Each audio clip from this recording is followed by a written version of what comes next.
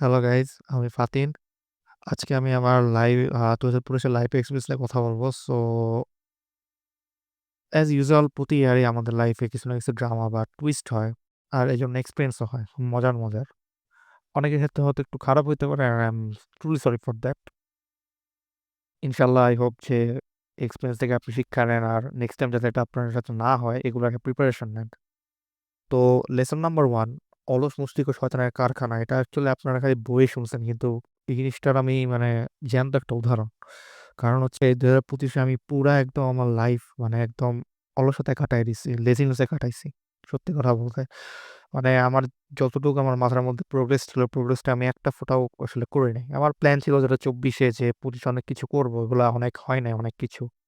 And আমি আরো depressed হয়ে পড়ছিলাম, কারণ আমার মাথায় এই চিন্তা ওই চিন্তা আসা শুরু করে। সো আমার কাছে মনে হয় যে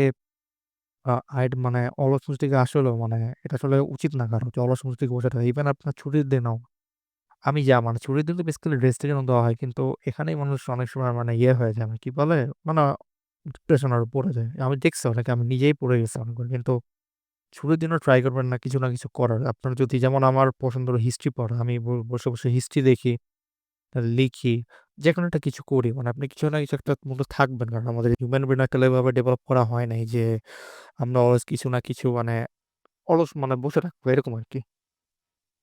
তো lesson number two, toxic people দ্বারা একদম কাট অফ করে দিতে হবে। কারণ টক্সিক পিপল আসলে রেখে আপনার লাভ নাই। এটা আপনার গার্লফ্রেন্ড, বয়ফ্রেন্ড, বা আপনার ফ্রেন্ডও হইতে পারে, বা আপনার কোওয়ার্কার, ক্লাসমেট, যে কেউ হইতে পারে।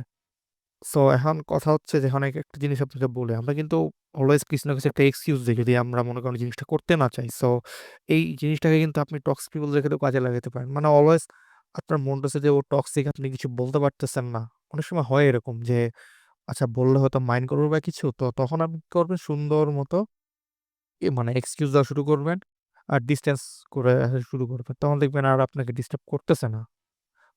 ইদারও বুঝবে, আর নাইলে মনে করেন তখন আপনার ডাইরেক্টলি বলতে হবে। So it can be a way sometimes.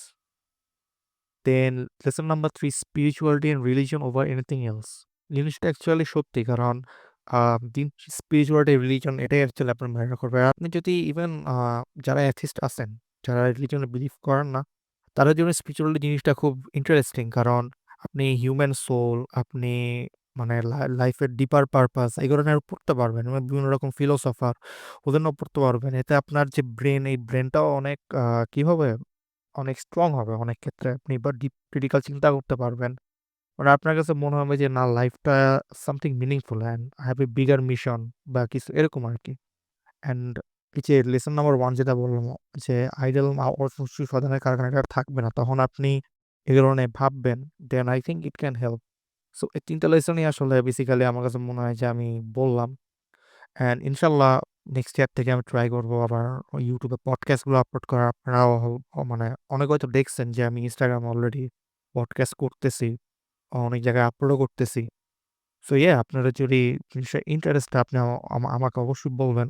And আমি আপনার সাথে পডকাস্ট করতে চাই, আপনার থেকে অনেক কিছু জানতে চাই। কারণ I have a curiosity too, আমার একটা কিউরিওসিটি আছে লাইফ নিয়ে জানার। So that's it.